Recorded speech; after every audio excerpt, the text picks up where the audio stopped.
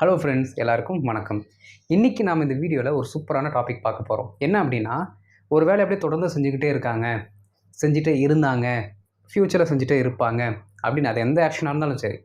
Okay, இந்த ஆக்ஷனை தான் சொல்லணும் அவசியம் கிடையாது. எந்த ஆக்ஷனாக இருந்தாலும் அதை அவங்க கண்டினியூஸாக செஞ்சுட்ருக்காங்க அப்படிங்கிறத எப்படி இங்கிலீஷில் சொல்லலாம் அப்படிங்கிறத பார்க்க போகிறோம்.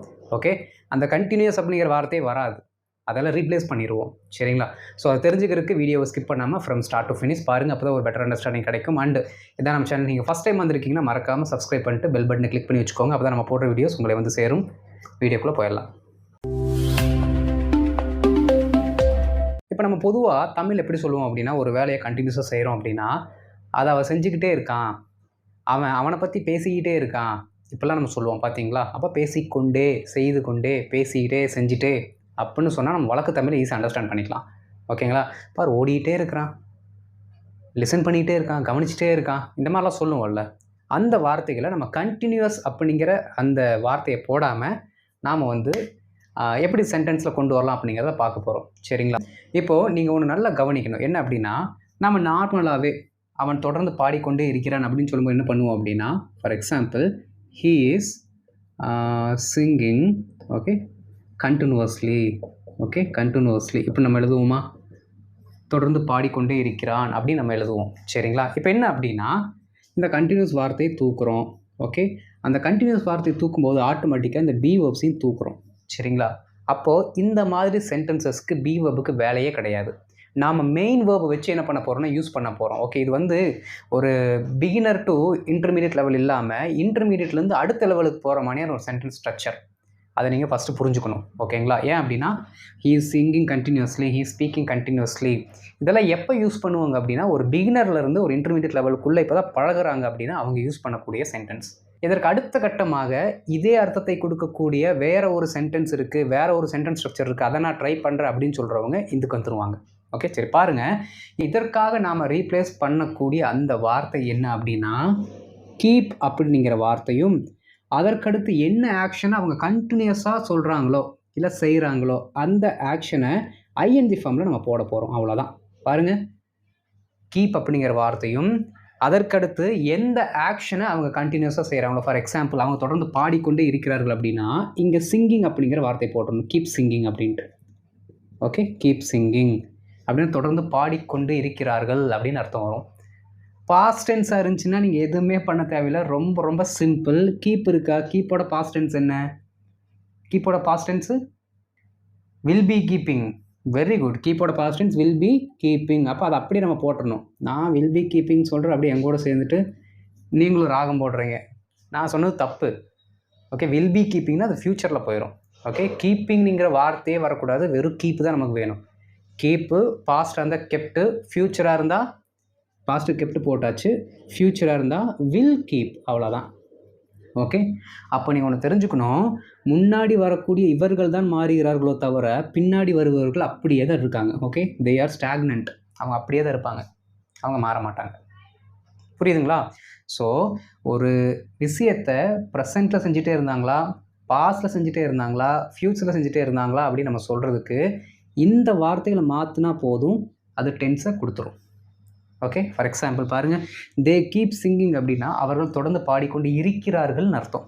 தே கெப்ட் சிங்கிங் அப்படின்னா அவர்கள் தொடர்ந்து பாடிக்கொண்டு இருந்தார்கள்னு அர்த்தம். பி வெர்ப்லாம் வராது, இம்மீடியட்டாக என்ன தான் மெயின் வெர்பு. அடுத்து தே வில் கீப் சிங்கிங் அப்படின்னா அவர்கள் தொடர்ந்து பாடிக்கொண்டு இருப்பார்கள் ஃப்யூச்சருக்கு. ஏன் அப்படின்னா வில் வந்துருச்சு. அப்போ உங்களுக்கு ஃபார்முலா இப்போ தெரிஞ்சிருக்குமே என்ன? அதே keep plus verb plus ING, அதற்கு முன்னாடி ஒரு சப்ஜெக்ட், அவ்வளோதான். இந்த வேர்ப் ப்ளஸ் ஐஎன்ஜிக்கு அடுத்து ஏதாவது வார்த்தைகள் வந்துச்சுன்னா அதை நம்ம எக்ஸ்ட்ரா போட்டு சென்டென்ஸை முடிச்சுக்கலாம். பாருங்கள், ஒரு சப்ஜெக்ட்டு, அதற்கடுத்து கீப் அப்படிங்கிற வார்த்தை, அதற்கடுத்து வேர்ப் ப்ளஸ் ஐஎன்ஜி, அதற்கடுத்து இதர சில வார்த்தைகள் இருந்தால் நம்ம போட்டு சென்டென்ஸை முடிச்சிடலாம். இதுதான் ரூல். இதை வச்சு அப்படி நம்ம அப்ளை பண்ணிகிட்டே வந்தோம் அப்படின்னா சூப்பரான சென்டென்சஸ் நம்ம ஈஸியாக மேக் பண்ணலாம். அவ்வளோதாங்க இதோட ரூலே. ஓகே, நம்ம எக்ஸாம்பிள்ஸ் போயிடலாம். இப்போ ஃபஸ்ட்டு ஒரு சில எக்ஸாம்பிள்ஸ் பார்த்துடலாம். சரிங்களா?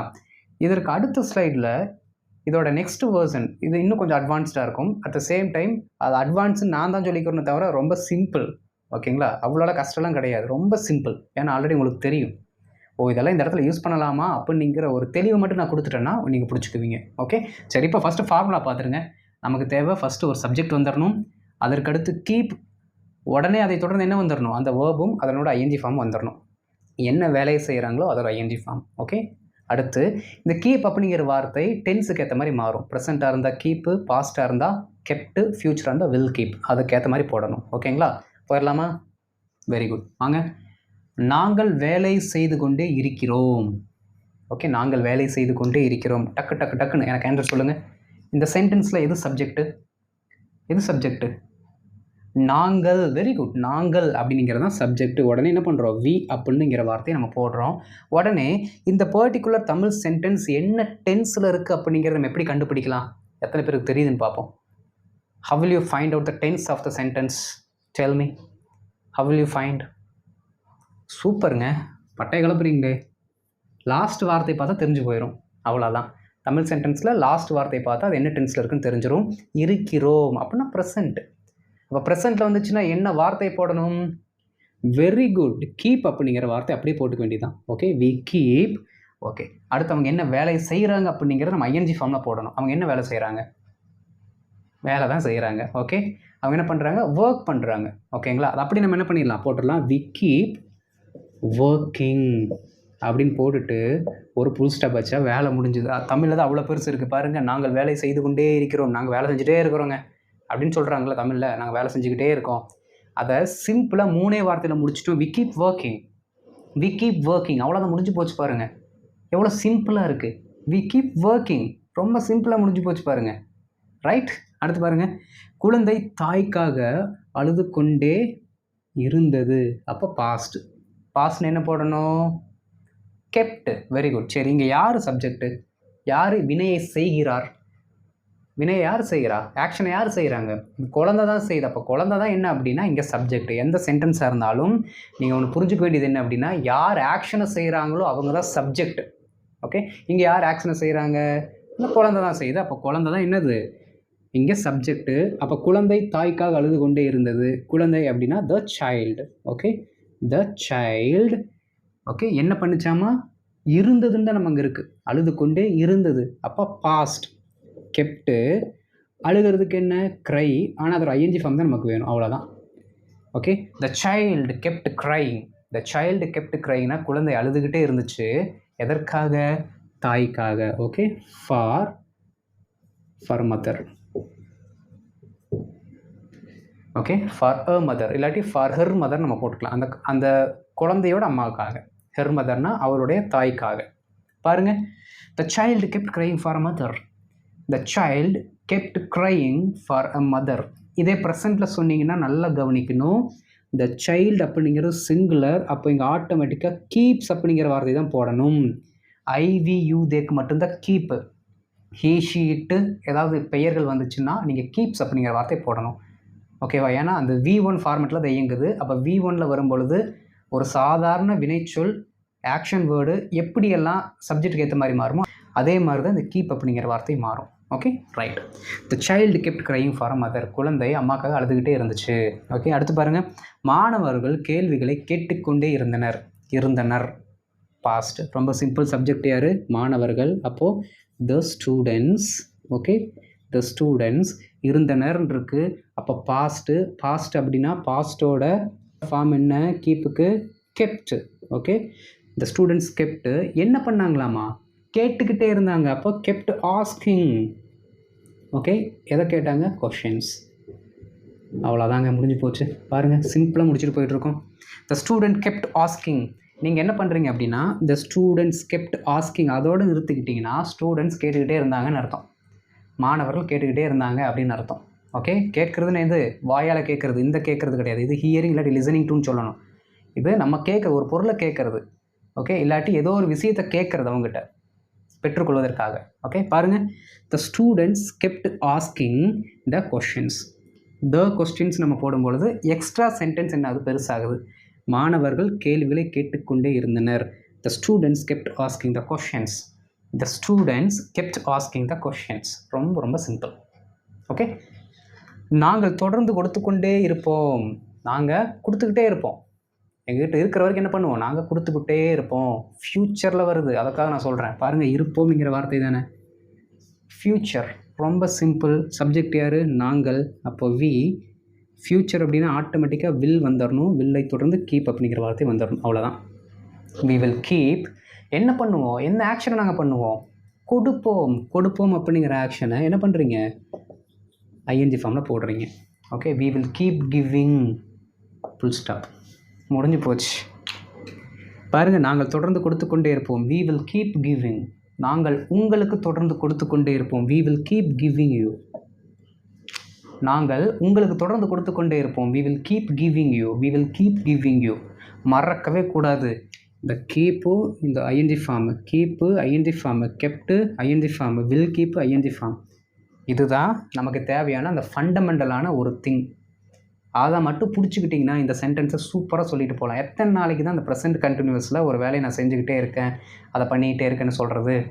செகண்ட் அடுத்த ஃபார்ம் வந்துடணும். புரியுதுங்களா? ரொம்ப சிம்பிளாக தான் இருக்குது. இப்போ இதோட அடுத்த வெர்ஷன் பார்க்கலாம். அதுதான் உங்களை இன்னுமே பார்த்தீங்கன்னா ரொம்ப கம்ஃபர்டபுளாக ஃபீல் பண்ண வைக்கும். போயிடலாம்.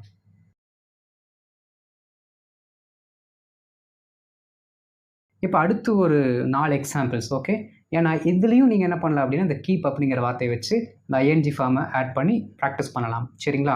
பாருங்கள், அவர்களுக்கு நீ கொடுத்தால் தொடர்ந்து வந்து கொண்டே இருப்பார்கள். இப்போது நம்ம அந்த கீப் அப்படிங்கிற வார்த்தை பின்னாடி தான் வருது. இங்கே பாருங்கள், நாம் இஃப் கிளாஸ் கூட கொண்டு வந்துட்டோம். அவர்களுக்கு நீ கொடுத்தால், இதை நீ பண்ணனா அவங்க கேட்டுக்கிட்டே இருப்பாங்க, நீ போனன்னா உன்னை கூப்பிட்டே இருப்பாங்க, இந்த மாதிரிலாம் சொல்லுவோம்ல. அப்போ அங்கே இஃப் கிளாஸை நம்ம யூஸ் பண்ணுறோம். அப்போ இஃப் கிளாஸ்லேயும் நம்ம தெரிஞ்சுக்கிட்டா தான் இதை வந்து எஃபெக்டிவாக யூஸ் பண்ண முடியும். ஓகே, சரி பாருங்கள், அவர்களுக்கு நீ கொடுத்தால் தொடர்ந்து வந்து கொண்டே இருப்பார்கள். ஃபஸ்ட்டு இதை டீகோட் பண்ணிடுவோம். அவர்களுக்கு நீ கொடுத்தால், அவர்களுக்கு நீ கொடுக்கிறாய், அவர்களுக்கு நீ கொடுக்கிறாய். Okay, you give them. You give தெம்னா நீ அவர்களுக்கு கொடுக்கிறாய், நீ அவர்களுக்கு கொடுத்தால் அப்படிங்கிறது தான் நமக்கு வேணும். கொடுத்தால், அந்த தாள் அப்படிங்கிறதுக்காக இஃப் இங்கே ஆட் பண்ணிக்கலாம். முடிஞ்சு போச்சு. இஃப் யூ கிவ் தெம், நீ அவர்களுக்கு கொடுத்தால். ஓகே, ஃபஸ்ட்டு இந்த மாதிரி எந்த வார்த்தைகள் நீங்கள் பார்த்தாலும், சென்டென்ஸை பார்த்தாலும், அந்த கடைசியாக வேர்பு கூட பிடிச்சிட்டு தொங்கிட்டு வரதை ரிமூவ் பண்ணிவிட்டு சென்டென்ஸை மேக் பண்ணிவிட்டு அதற்கடுத்து அந்த எக்ஸ்ட்ரா தொங்கிட்டு வர வார்த்தைக்கு என்ன ரூட்டோடு அதை தூக்கி முன்னாடியோ பின்னாடியோ எங்கே வேணுமோ அங்கே போட்டிங்கன்னா சென்டென்ஸ் ஈஸியாக உட்காந்துரும். ஓகே, அவர்களுக்கு நீ கொடுத்தால், அவர்களுக்கு நீ கொடுக்கிறாய், நம்ம மாற்றுனது. அவர்களுக்கு நீ கொடுக்கிறாய் வரும்போது என்ன ஆயிரும்? You give them. அதுக்கப்புறம் மீதி இருக்க அந்த தாளை தூக்கி முன்னாடி போடுறேன். இஃப் யூ கிவ் தெம், அவர்களுக்கு நீ கொடுத்தால். ரொம்ப சிம்பிள் தானே? இப்படி தான் நீங்கள் என்ன பண்ணணும்? டீகோட் பண்ணணும். அப்போ தான் ஈஸியாக இருக்கும். ஓகே, அவர்களுக்கு நீ கொடுத்தால், இஃப் யூ கிவ் தெம், தொடர்ந்து வந்து கொண்டே இருப்பார்கள். என்ன பண்ணுவாங்க? தே வில், தொடர்ந்து வந்து கொண்டே இருப்பார்கள். They will keep coming. அவ்வளோதான். பாருங்கள், ரொம்ப சிம்பிளாக இருக்கா? If you give them, they will keep coming. If you give them, they will keep coming. நீ அவர்களுக்கு கொடுத்தால் தொடர்ந்து வந்து கொண்டே இருப்பார்கள். நம்ம இஃப் கிளாஸில் யூஸ் பண்ணும்போதே ஃபஸ்ட்டு ரூல் என்ன படிப்போம்? இங்கே ப்ரெசென்ட் வந்து அங்கே ஃப்யூச்சர் வரணும் தானே படிப்போம். இங்கே ப்ரெசென்ட் வந்துருச்சு, அங்கே ஃப்யூச்சர் வந்துருச்சு. சேம்.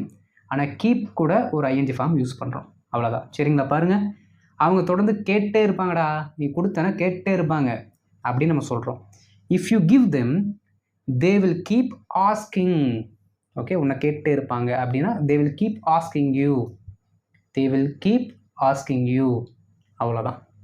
ஓகே, அடுத்து பாருங்கள், இது கொஞ்சம் பெரிய சென்டென்ஸ் எழுதிட்டேன். ஏன் அப்படின்னா இங்கே சாதா சென்டென்ஸு, அங்கே கீப் அப்படிங்கிற சென்டென்ஸ். இங்கே பார்க்கும்போது பாருங்களேன், நீங்கள் ஒழுங்காக வேலை செய்து கொண்டே இருந்தால் நாங்கள் அதிகமாக கொடுத்து கொண்டே இருப்போம். அப்போது இதுவும் இஃப் கிளாஸ் தான். மேலேயும் ஒரு keep plus V plus ING, கீழேயும் ஒரு keep plus V plus ING. இதைத்தான் நம்ம என்ன பண்ண போகிறோம்? இப்போ டீகோட் பண்ண போகிறோம். பாருங்கள், நீங்கள் ஒழுங்காக வேலை செய்து கொண்டே இருந்தால். அப்போது நீங்கள் ஒழுங்காக வேலை செய்து கொண்டே இருந்தால் பிரித்தோம் அப்படின்னா நீங்கள் ஒழுங்காக வேலை செய்து கொண்டு இருக்கிறீர்கள். எழுதிடலாமா? நீங்கள் ஒழுங்காக வேலை செய்து கொண்டு இருக்கிறீர்கள். You keep working properly. ஒழுங்காக ப்ராப்பர்லி. அவ்வளோதான். இங்கிலீஷில் தான் அவ்வளோ பெருசு இருக்கும். இந்த கீப் ஒர்க்கிங்கிறதுனால சிம்பிளாக முடிச்சிடுறோம். ஓகே, பாருங்கள், யூ கீப் ஒர்க்கிங் ப்ராப்பர்லி. நீங்கள் ஒழுங்காக வேலை செய்து கொண்டு இருக்கிறீர்கள். ஓகே, ஆனால் நமக்கு தேவையானது என்னது? நீங்கள் ஒழுங்காக வேலை செய்து கொண்டு இருந்தால். அப்போ அந்த தாள் வேணும், அதுக்கு முன்னாடி இஃப்பை போடுற வேண்டியதுதான்.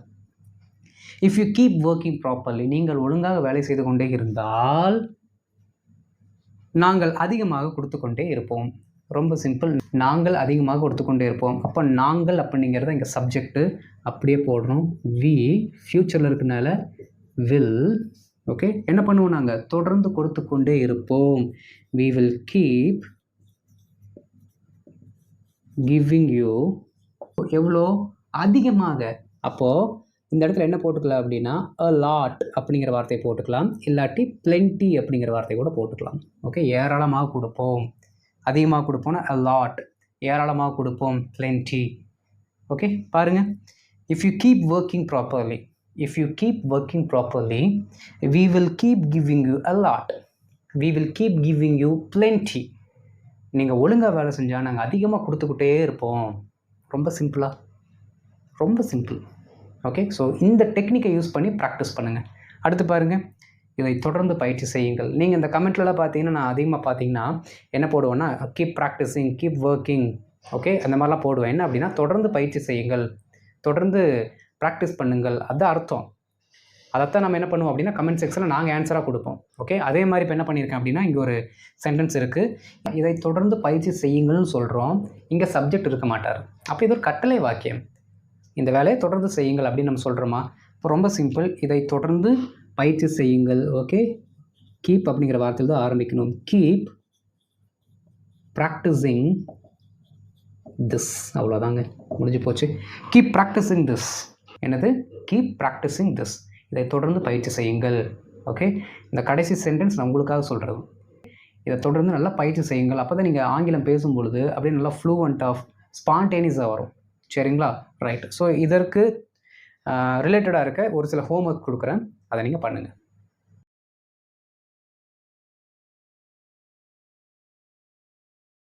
இப்போ ஹோம்ஒர்க் கவனிங்க. ஃபஸ்ட் ஒன், நான் தினமும் வீடியோ பதிவேற்று கொண்டே இருக்கிறேன். நான் என்ன பண்ணுறேன், டெய்லி வீடியோ அப்லோட் பண்ணிகிட்டே இருக்கேன். அவன் என்ன பண்ணுறான், தொடர்ந்து பேசினா அவனை கைது செஞ்சுருவாங்க. அவன் தொடர்ந்து பேசினால் அவனை கைது செய்வார்கள். என்ன வார்த்தையில் முடியுதுன்னு பார்த்து அதற்கேற்ற மாதிரி கண்டுபிடிச்சிடணும். ஓகே, அவர்கள் எங்களை தொடர்ந்து அச்சுறுத்துவார்கள். த்ரெட்டன், அந்த வார்த்தையை யூஸ் பண்ணுங்கள். அச்சுறுத்தலுக்கு த்ரெட்டன் அப்படிங்கிற வார்த்தையை யூஸ் பண்ணுங்கள். நீங்கள் தொடர்ந்து ஆங்கிலத்தில் மட்டுமே பேசினால் உங்களுக்கு அதிகமான தன்னம்பிக்கை கிடைக்கும். செல்ஃப் கான்ஃபிடென்ஸ் அதிகமாக கிடைக்கும். எப்போது? நீங்கள் தொடர்ந்து ஆங்கிலத்தில் மட்டுமே பேசினா. கடைசி, தொடர்ந்து பாருங்கள். ஓகே, தொடர்ந்து பாருங்கள். ஸோ இந்த வார்த்தைகளுக்கான ஆன்சர்ஸ் எழுதி கமெண்ட்டில் போட்டுருங்க, நான் பார்த்துட்டு உங்களுக்கு ரிப்ளை பண்ணுறேன். அண்ட் இந்த வீடியோ உங்களுக்கு பிடிச்சிருந்தா லைக் பண்ணிக்கோங்க, தெரிஞ்சவங்களுக்கு ஷேர் பண்ணுங்கள், அவங்களும் நம்ம வீடியோ மூலமாக பயனடைந்து கொள்ளட்டும். அண்ட் இதான் நம்ம சேனல் நீங்கள் ஃபஸ்ட் டைம் வந்திருக்கீங்கன்னா மறக்காமல் சப்ஸ்கிரைப் பண்ணிட்டு பெல் பட்டனை கிளிக் பண்ணி வச்சுக்கோங்க. அப்போ தான் நான் போடுற வீடியோஸ் உங்களே சரியான நேரத்தில் வந்து அடையும். ஓகே, அடுத்த வீடியோவில் பார்க்குறேன். அது வரைக்கும் கீப் ப்ராக்டிஸிங். ஓகே, பார்க்கலாம். தேங்க்யூ.